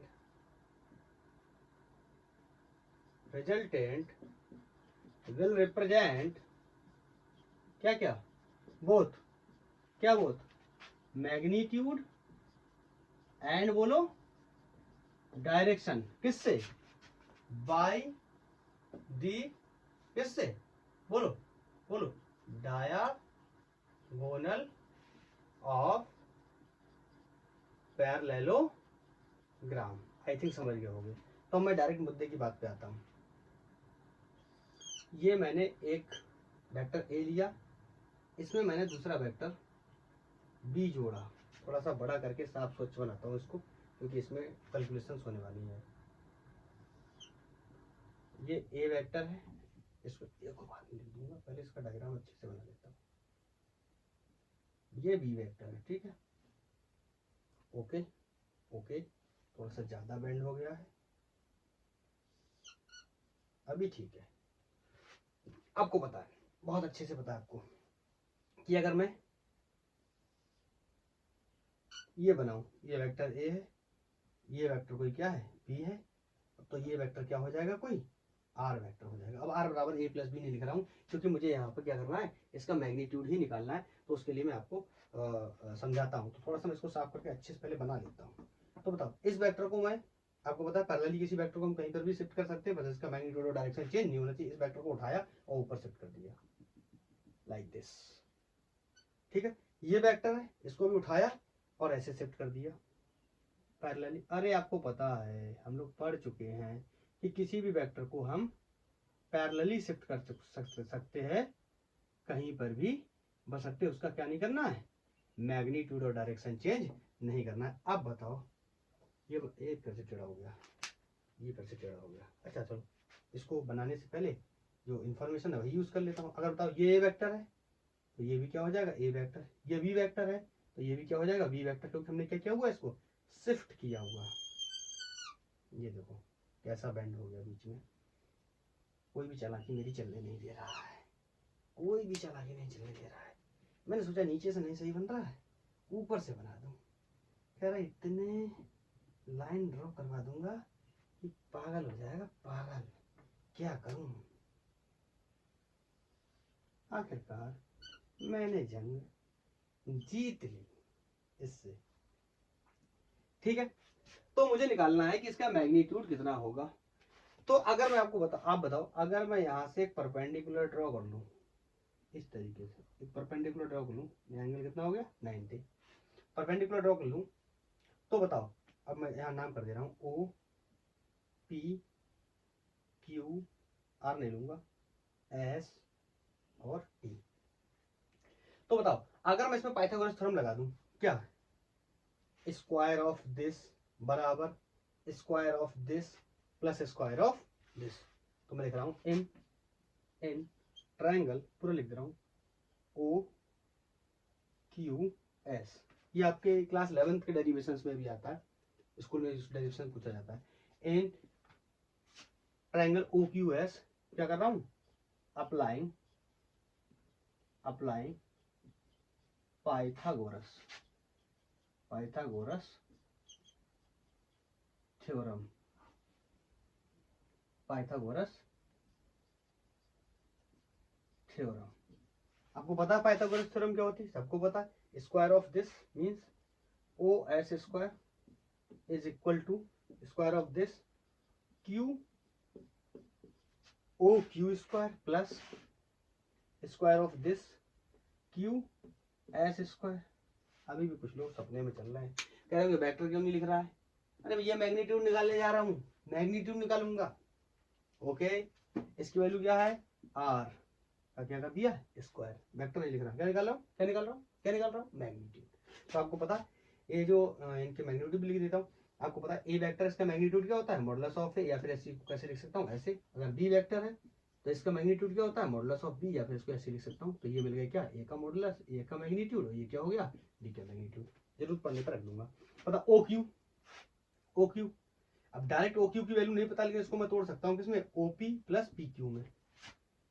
चलो एक लाइन और बढ़ा देता हूँ, O S square is equal to O OP plus P Q का whole square plus Q S का होल स्क्वायर। तो ये हो गया आर स्क्वायर, इसकी वैल्यू ओ एस की वैल्यू कितनी, R square, will be equal to OP की वैल्यू कितनी, ए, क्वेश्चन में दी है। ए वेक्टर का मॉडुलस क्या होगा, ए, इसको मैंने लिख दिया ए, प्लस पी क्यू की वैल्यू हमें पता नहीं है तो इसको छोड़ देंगे अभी, प्लस क्यू एस, इसकी भी वैल्यू पता नहीं है। अब ये फर्दर आगे सॉल्व नहीं होगा, ठीक है। इसको हटा देता हूँ, तो समझ गया हूँ। ये आगे सॉल्व क्यों नहीं होगा, क्योंकि ना पी क्यू की वैल्यू पता है ना क्यू एस की वैल्यू पता है। तो मैं क्या कर सकता हूँ, मुझे ये वैल्यू निकालनी है। और आपको एक बात बता रहा हूँ, मैं एक बात और बताता हूँ। और ये जो दो वेक्टर के बीच में एंगल है ये थीटा है। एक्चुअली में एनालिटिकल मेथड की जरूरत ही इसीलिए पड़ी, समझे, वरना पिछले वाले से काम हो तो रहा था। एनालिटिकल मेथड की जरूरत ही इसीलिए पड़ी क्योंकि दो वेक्टर्स के बीच में कुछ ना कुछ एंगल होगा, तो एंगल को हम ग्राफ के मेथड से या जो तीर है इनके मेथड से नहीं निकाल सकते। इनको निकालने के लिए कोई क्लासिकल मेथड से नहीं निकाल सकते, इनको निकालने के लिए मैथमेटिक्स की जरूरत पड़ेगी। इसी वजह से इंट्रोड्यूस किया गया क्या, एनालिटिकल मेथड। ये बात मुझे पहले बतानी चाहिए थी, मैं भूल गया, सॉरी फॉर दैट। ओके, हाँ, और ये जो रिजल्टेंट है और बेस वेक्टर के बीच में ये एंगल है कोई अल्फा। ये क्या है, डायरेक्शन। आपको ये डायरेक्शन कैसे हो सकती है, ये तो डायरेक्शन, एक सेकंड लाइट में कुछ इशू है। ओके, हाँ, आप कहोगे कि क्या बता रहा था मैं? हाँ, ये आप कहोगे ये कैसे डायरेक्शन, यही तो डायरेक्शन है ना। यहाँ डायरेक्शन थोड़ा ऐसे थोड़ी होगी, ईस्ट वेस्ट नॉर्थ साउथ, ये तो 1D में होती थी, ये 2D है। मतलब एक्स से 15 डिग्री ऊपर या एक्स से 30 डिग्री ऊपर, एक्स माने एक्स एक्सिस से, या बाई एक्सिस से 30 डिग्री नीचे, तो यही तो डायरेक्शन होगी। तो ये अल्फा क्या है, डायरेक्शन, और ये एंगल थीटा क्या, एंगल बिटवीन टू वेक्टर्स। अब मेरे को निकालना क्या, मेरे को निकालना है ये वैल्यू निकालनी है, ये वैल्यू निकालनी है, और यहाँ पे क्या रखनी है। आपको एक बात पता है, आपने एक बात पढ़ा, अगर ये एंगल थीटा तो ये एंगल भी कितना होगा, थीटा। जिन लोगों को नहीं समझ आता वैसे समझे। आपको आपने ये लाइन खींची, इस पे एंगल क्या बनाया, थीटा। तो आप कोई भी लाइन खींचेंगे हर बार में एंगल क्या बनेगा, थीटा। अरे इसको बच्चों की तरह हम पढ़ते थे, याद करो। नहीं आया, याद आया। ग्राफ वाले क्लास में हमने ऐसे ग्राफ बनाया था, फिर उस पर हम ऐसे बनाते थे, याद आया। ये एंगल थीटा, तो ये भी हर जगह एंगल की वैल्यू क्या होती थी, सेम। इसलिए इस लाइन, अरे ये थ्योरम भी होता है क्लास 10th में, आई थिंक क्लास 10th में ही थ्योरम होता है ये, अभी जाने दो। ठीक है, तो अब मैं ले रहा हूं इन ट्रायंगल, कौन सा triangle, S P Q, S P Q. इसको बना ही देता हूं निकाल के बाहर, ताकि कोई कंफ्यूजन ही ना हो। बताओ ये एंगल कितना है, 90 डिग्री, क्योंकि हमने क्या किया हुआ है, ये परपेंडिकुलर ड्रॉ किया हुआ है। ओके, ये एंगल कितना है, थीटा। ये वैल्यू क्या है, पी, इस पॉइंट की क्यू, और इस पॉइंट की क्या है, एस। और बताओ ये वाली वैल्यू बी, ये क्वेश्चन में गिवन है। देखो ये इसको उठा के शिफ्ट किया था, तो जो वैल्यू इसकी है वही वैल्यू इसकी रहने वाली है। ठीक है, और आपको वैसे भी पता है पैरेललोग्राम के आमने सामने की जो साइड्स होती है ना, इक्वल होती है। आप ऐसे भी समझ सकते हो, मैंने ऐसे ना समझा के ऐसे समझा दिया कि शिफ्ट कर दिया, सब कुछ एक ही बात। ठीक है, हाँ, अभी क्या करना है, अभी मुझे क्या निकालना है, क्या निकालना है, क्या निकालना है, क्या निकालना है, यहाँ से पी क्यू निकालना है, ये वैल्यू को निकालना है और इस वैल्यू को निकालना है। तो बताओ हमारे पास ट्रिगोनोमेट्री फंक्शन के 3 कंपोनेंट होते हैं, साइन कॉस टेन। किसको लगाना चाहिए, देखो टेन को लगाऊंगा, टेन क्या होता है, परपेंडिकुलर। बताओ, नहीं पता, ये भी नहीं पता टेन क्या होता है, परपेंडिकुलर अपॉन बेस। तो ये तो हो गया परपेंडिकुलर, ये हो गया बेस, तो टेन से तो कुछ भी नहीं निकलने वाला। साइन क्या होता है, परपेंडिकुलर अपॉन हाइपोटेनस। कॉस क्या होता है, बेस अपॉन हाइपोटेनस। इससे हमारा काम बनने का दोनों से, क्यों, एक एक चीज दोनों में नोन आ जा रही। तो पहले मैं साइन यूज कर रहा हूँ, साइन थीटा लगाया। साइन थीटा क्या होता है, परपेंडिकुलर, परपेंडिकुलर की वैल्यू कितनी हो गई, बोलो बोलो बोलो, क्यू एस, परपेंडिकुलर हो गया, अपॉन हाइपोटेनस कितना है, पी एस, पी एस। तो यहां से sine theta equal to Q S upon P की वैल्यू कितनी है, बी। यहां से वैल्यू हो गई Q S equal to B sine theta. एक वैल्यू पता चल गई, ये वाली और पता कर ले रहे हैं, इसके लिए कोसाइन का यूज कर ले रहे हैं। कॉस थीटा इक्वल टू क्या होता है, बेस अपॉन हाइपोटेनस। बेस क्या है, पी क्यू, हाइपोटेनस क्या है, अब डायरेक्ट नोन है तो लिख दे रहा हूं, बी। ठीक है, तो यहां से पी क्यू की वैल्यू बी कॉस थीटा हो गई। आई थिंक ये विजुअल होना मुश्किल लग रहा है, चलो है, हो गया काम, हो गया काम। तो ये पी क्यू की वैल्यू कितनी हो गई, बी कॉस थीटा। इनको मैं साइड में लिख देता हूँ यहाँ पे, ताकि आपको कंफ्यूजन ना हो। क्यू एस की वैल्यू मैंने निकाली है, ये आई है बी साइन थीटा, और पी क्यू की जो वैल्यू मैंने निकाली है ये आई है बी कॉस थीटा। ओके, अब क्या करूंगा, इन इक्वेशंस को क्या करूंगा, पुट इन वन। तो मैं क्या करूंगा, क्या करूंगा, वैल्यू रखने जा रहा हूं क्या, the value of P Q and Q S put in, बोलो किसमें, equation first. Clear, equation first में रखनी है तो रख देता हूं। R square equal to A plus P Q की वैल्यू कितनी है B cos theta, P Q की वैल्यू कितनी है बी कॉस थीटा, इसका क्या करना है whole square plus Q S की वैल्यू कितनी है बी साइन थीटा, तो ये हो गया B square sine square theta. ठीक है, आर स्क्वायर इक्वल टू ये क्या हो गया ए प्लस बी का होल स्क्वायर, तो इसको खोल देता हूं ए स्क्वायर प्लस बी स्क्वायर, तो बी स्क्वायर की वैल्यू कितनी हो गई टू कॉस थीटा, बी की पूरी वैल्यू कितनी है टू कॉस थीटा, तो two B square cos square theta plus two A B, याद है प्लस टू ए की वैल्यू कितनी है ए, बी की वैल्यू कितनी है बी कॉस थीटा प्लस इस वैल्यू को कैरी कर लिया प्लस, ये तो लिख ही दिए, इसको हटा देता हूं यहां से, plus B square sine square theta. Visibility check करनी पड़ेगी, लास्ट लाइन ही है भैया, लास्ट लाइन ही है, तो आप इसको इधर नोट कर लो। ठीक है, फिर यहां से कैरी कर लेना, आई थिंक कर लिया होगा, तो मैं इसको पूरे को हटा देता हूं।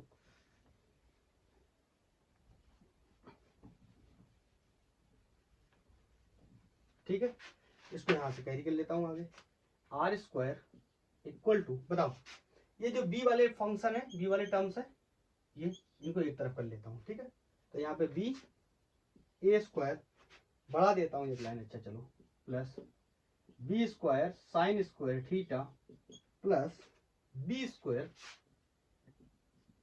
Cos square theta plus two A B cos theta plus two A B cos theta. यहां से R square equal to A plus, यहां से मैंने बी स्क्वायर को क्या ले लिया कॉमन, यहां से हो गया sine square theta plus cos square theta plus two A B cos theta. और आपने ट्रिगोनोमेट्री में क्लास 10th में भी पढ़ा होगा कि sign square theta plus cos square theta की वैल्यू कितनी होती है 1 होती है। तो यहां से हो गया R square equal to A square plus B square multiply by 1, तो उसको नहीं लिख रहे, प्लस 2 टाइम्स ऑफ ए हो यहां से ये रह गए, कौन बी रह गया बी कॉस थीटा, तो ए बी कॉस थीटा। तो ये हो गया हमारा क्या मैग्नीट्यूड। कुछ लोग इसको ऐसे भी लिख देते हैं R equal to inside the root A square plus B square plus two A B cos theta. यहाँ पे एक बात मैं बता रहा हूँ, ये इंपॉर्टेंट आपको समझना होगा, ये जो थीटा है ना, ये याद रखना, ये क्या है angle between two vectors. Questions में बोलेगा बार बार कि angle between two vector, check कर लूं विजिबिलिटी के बारे में दिख रहा है ना,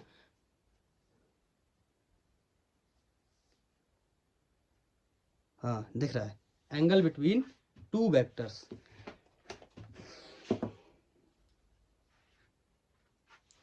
नोट करो तब तक आप, मैं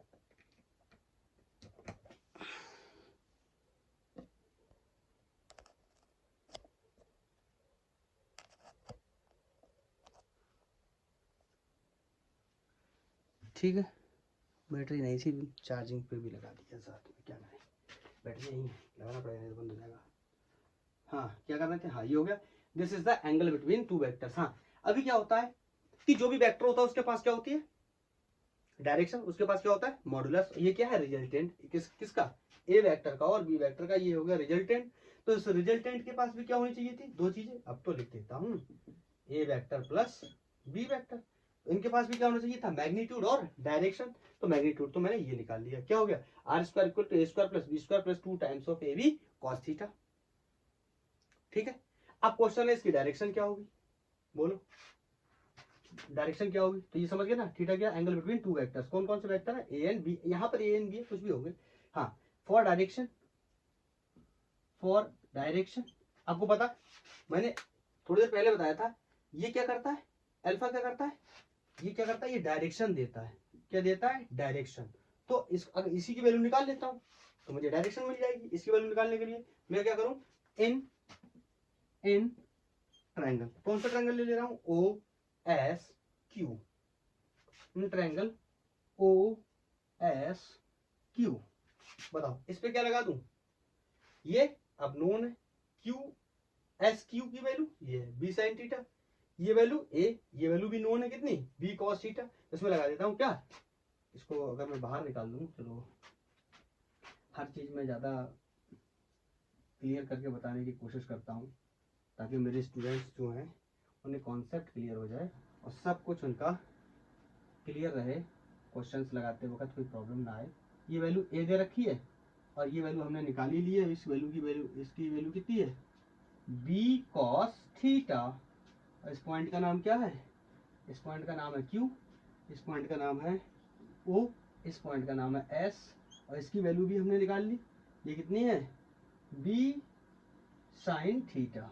विजुअलिटी चेक कर लूँ, विजुअल है, ये बी साइन थीटा विजुअल नहीं है, बस ये बी साइन थीटा विजुअल नहीं है, आपको पता ही है ना। ये वाली वैल्यू यहाँ लिख देता हूँ, ये वैल्यू कितनी है, वैल्यू कितनी है बी साइन थीटा, कहाँ से यहाँ से Q S B sine theta, यहाँ पर भी लिखा है मैंने क्या बी साइन थीटा। तो बताओ यहाँ क्या लगा दूँ, टेन अल्फा, टेन थीटा है टेन अल्फा, अल्फा वैल्यू तो अल्फा, तो टेन अल्फा, टेन क्या होता है परपेंडिकुलर अपॉन बेस, तो परपेंडिकुलर में कौन है एस क्यू अपॉन बेस में कौन है ओ, ये बीच का पॉइंट क्या था P, O P plus P Q. Visual देख लूं, विजुअल देख लूं है, चलो उसके बाद इधर बता देता हूँ, ठीक है। तो यहां से मैं लिख दूंगा कि जो टेन अल्फा है क्यू एस की value B sine theta upon OP, OP क्या है A plus B cos theta. Clear, clear. Again ये थीटा क्या है एंगल बिटवीन टू वेक्टर्स, और ये क्या है डायरेक्शन है कि कितना ऊपर या कितना नीचे। तो this is all about the parallelogram law by the analytical method, जिसमें क्या हुआ, ये हुआ उसका मैग्नीट्यूड, ये क्या हुआ उसका डायरेक्शन, तो मिल गया क्या एक कॉम्बिनेशन ऑफ वेक्टर, एक परफेक्ट वेक्टर मिल गया हमें, तो उसका रिजल्टेंट वेक्टर। तो कैसे निकालेंगे रिजल्टेंट की डायरेक्शन, ऐसे, कैसे निकालेंगे रिजल्टेंट का मैग्नीट्यूड, ऐसे, ठीक है। अब मैं इस वैल्यू को उठा के यहाँ रख के, ये सब सॉल्व हो गया है, आप नोट कर लो। मैं कुछ एक दो आपको सवाल तो नहीं, ऐसे कुछ केस होते हैं बताना चाह रहा हूँ, और सवाल के लिए हम इसका नेक्स्ट लेक्चर बनाने वाले हैं जिसमें हम फैक्टर के एडिशन के सारे पॉसिबल टाइप के अच्छे अच्छे क्वेश्चंस को कवर करने वाले हैं, ठीक है। तो हाँ, मेरे से यहाँ पे मैं क्या बोल रहा हूँ ना, यहाँ पे मैं आपसे ये बोल रहा हूँ, यहाँ पे मुझसे कह रहा है कि वो आर मैक्स की वैल्यू बताओ, आर मैक्स की वैल्यू कितनी है, मतलब ये है, और क्या करना है keep A and be constant. अब बताओ ए और बी की वैल्यू को अगर मैं कांस्टेंट कर दूं तो सिर्फ किसको वेरी कर सकता हूँ कॉस थीटा, इसका मतलब आर मैक्स बताना है, तो कॉस थीटा क्या होना चाहिए, कॉस थीटा क्या होना चाहिए मैक्सिमम, बोलो क्या होना चाहिए मैक्सिमम, और कॉस थीटा मैक्सिमम कहाँ होता है जीरो वैल्यू पे, और वैल्यू कितनी होती है कॉस जीरो की, दैट इज 1, समझे। अगर मुझे आर मैक्स चाहिए, ए और बी की वैल्यू क्या कांस्टेंट है, तो मुझे कॉस थीटा को मैक्सिमम करना पड़ेगा। कॉस थीटा कहाँ पर मैक्सिमम होता है 0 डिग्री पे, चलो यहाँ पे लिख दे रहा हूँ कॉस 0 डिग्री पे, कॉस 0 डिग्री की वैल्यू कितनी होती है 1, कॉस की मैक्सिमम वैल्यू 1 होती है जो कहाँ मिलती है 0 पे, कॉस की मिनिमम वैल्यू -1 होती है जो कहाँ मिलती है 180 पे। तो यहाँ पे रख देता हूँ R max square is equal to A square plus B square plus 2ab, cos की वैल्यू मैंने क्या रख दी 0, तो ये आर क्या हो गया मैक्स, आपको पता है R max square equal to A square plus B square, ये कितना हो गया 1, तो यहाँ से हो गया 2ab, ठीक है। और ये सिंपली दिख रहा है किसका है a प्लस बी का होल स्क्वायर का एक्सप्रेशन है, तो R max square equal to a plus B का होल स्क्वायर, स्क्वायर से स्क्वायर एलिमिनेट हो गया, तो जो आर मैक्स है ना वो क्या हो जाएगा a प्लस बी, मतलब हमसे कहा जाए एक वेक्टर कोई 4 है, एक वेक्टर कोई 5 है, ये तो वैसे मैथमेटिकल नंबर हैं, ये तो स्केलर हो गए, लेकिन आप मान के चलो मैं बोल रहा हूँ क्या वेक्टर, अभी आई जे के मैं जानबूझ के नहीं लगा रहा हूँ, जब इनके बारे में पढ़ाऊंगा ना तब लगाऊंगा। तो एक वेक्टर क्या है 3 है, एक वेक्टर क्या है 4 है उदाहरण के लिए, तो उसकी मैक्सिमम वैल्यू कितनी होगी 7 8 होगी, तो हमें पहले से ही पता है, मैथ में हम ऐसे ही जोड़ते हैं भैया, मैथ नहीं है क्या है वेक्टर, हाँ इस समय ये क्या है मैथ है। अभी ये मैथ ही है, किसी का मैग्नीट्यूड निकाल रहे हैं, इसका मतलब क्या है, मैथ है। तो ये क्या है, अभी क्या है, मैथ है। तो ये मैक्सिमम वैल्यू होगी, नोट कर लो। आई थिंक कर लिया होगा। अगर मुझसे कह दिया जाए कि आर की, हाँ अच्छा, इसी में एक चीज और बता दे, कह रहा है कि मैक्सिमम वैल्यू हो जाए तो बताना डायरेक्शन क्या होगी उसी समय। तो यहाँ से डायरेक्शन भी निकाल सकते हैं। Tan alpha will be equal to B sine sine zero upon A plus B cos zero. Cos zero तो 1 होता है, साइन जीरो क्या होता है, जीरो। इसका मतलब टेन थीटा क्या हो गया, इनफाइनाइट। अरे zero upon something, zero upon something क्या हो गया, इनफाइनाइट। और टेन इनफाइनाइट कहाँ पे होता है, टेन इनफाइनाइट कहाँ पे होता है, अरे ऐसे देख लो ना, टेन क्या होता है, साइन अपॉन कॉस क्या होता है, टेन होता है। और इसकी वैल्यू कितनी हो गई, इन्फिनिटी। इसका मतलब इसकी वैल्यू कितनी होनी चाहिए, जीरो। इसकी वैल्यू कितनी होनी चाहिए, 1। अरे बोलो, इसकी वैल्यू कहाँ जीरो हो गई, जीरो पे। इसकी वैल्यू 1 कहाँ हो गई, 1 पे। बोलो ठीक है। तो ऐसी कंडीशन में जो डायरेक्शन है वो क्या हो गई, इन्फिनिटी। ओके, कोई डाउट तो नहीं है मुझे इसमें। एक सेकंड में चेक कर लेता हूँ, कोई प्रॉब्लम तो नहीं है इसमें।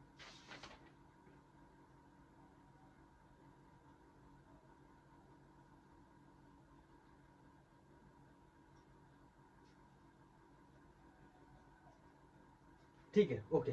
हाँ, नेक्स्ट वन इज, हमसे कह रहा है कि आर की वैल्यू मुझे चाहिए मिनिमम। क्या करना है, ए एंड बी को क्या करना है, कांस्टेंट रखना है। तो फिर से मैं क्या कहूंगा कि कॉस थीटा की वैल्यू अगर क्या हो जाए, मिनिमम, बोलो कहाँ पे होती है, कॉस कॉस 90 पे, और कॉस 90 पे, और कॉस 90 की वैल्यू कितनी होती है, जीरो। नहीं सॉरी, गलत बोल दिया मैंने, कॉस 90 नहीं, फिर 90 नहीं, कॉस 180 और कॉस 180 की ही वैल्यू कितनी होती है, -1। ठीक है, तो मैं यहाँ रख दे रहा हूँ। तो आर क्या हो जाएगा, मिनिमम का स्क्वायर बराबर है A square plus B square plus 2ab cos 180। तो ये हो जाएगा आर मिनिमम का square will be equal to A square plus B square. अब देखो ये माइनस का 1 हो जाएगा तो मैं मल्टीप्लाई कर दे रहा हूँ ए बी। ठीक है, ये बन गया ए माइनस बी का होल स्क्वायर। तो ये हो गया आर मिनिमम का square equal to A minus B का होल स्क्वायर। स्क्वायर से स्क्वायर मर गया, आर मिनिमम कितना हो जाएगा, ए माइनस बी। ये वाला चिन्ह मैंने क्यों लगा दिया, जो बड़ा हो उसमें से छोटा क्या कर देंगे, एलिमिनेट कर देंगे हम। तो इसका मतलब अगर हमें मैक्सिमम वैल्यू चाहिए तो मैक्सिमम वैल्यू पिछले केस में क्या थी, सिंपली दोनों को जोड़ देना था, तब एंगल क्या था, 0 डिग्री था। अब एंगल क्या है, 180 डिग्री है। तो सिंपली हमें क्या कर देना, दोनों को घटा देना, जो बड़ा है उसमें से छोटे को एलिमिनेट कर देना। ऐसे अगर आपको निकालना है क्या डायरेक्शन, तो यहाँ पे आप रखोगे क्या, साइन 180, ये वैल्यू फिर से क्या होगी, वही आ जाएगी। बोलो बताओ, अगर मैं आपसे कहूं अगर थीटा 90 है तो आर की वैल्यू क्या होने वाली है, आर की वैल्यू क्या होगी, अगर ए और बी क्या है, कांस्टेंट है, तो आप कहोगे R square equal to A square plus B square plus 2ab cos 90। और आपको पता है कि कॉस 90 की वैल्यू कितनी होती है, 0। तो ये पूरा फंक्शन क्या हो जाएगा, 0। तो R square equal to A square plus B square. बोलो समझ गए। तो ये सिंपल वैल्यू हो जाएगी जब एंगल कितना है, 90। ऐसे ये वेरिएबल केस है, क्वेश्चन हम करेंगे तो बहुत आएंगे। अगर मैं डायरेक्शन निकालने की कोशिश करूँ इस कंडीशन में, तो ये हो जाएगा B sign 90 upon A plus B cos 90। तो आपको पता है ये वैल्यू तो 0 हो जाएगी, और साइन जो 90 की वैल्यू है वो 1 होती है।